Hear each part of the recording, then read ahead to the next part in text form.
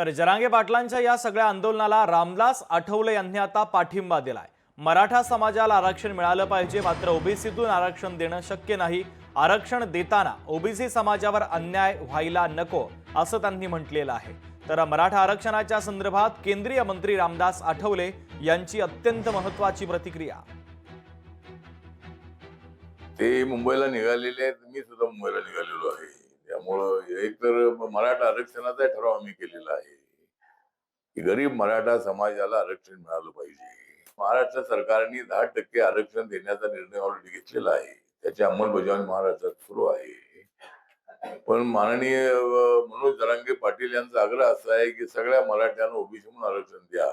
तर मला असं वाटतं की मराठा समाजाला आरक्षण देताना ओबीसी समाजावर अन्याय नको, अशी आमची भूमिका आहे। जरूर आंदोलन करण्याचा अधिकार माननीय जरांगे पाटील यांना आहे। मी त्यांना जाऊन मध्यंतरी जाऊन भेटून आलो आणि त्यांचा जो आग्रह आहे की ज्यांच्या कुणबी त्यांच्या नोंदी आहेत त्यांना आरक्षण मिळालंच पाहिजे, त्यांच्या मताशी आम्ही सहमत आहोत। लोकशाही मराठी ऐका, पहा, जागरूक रहा।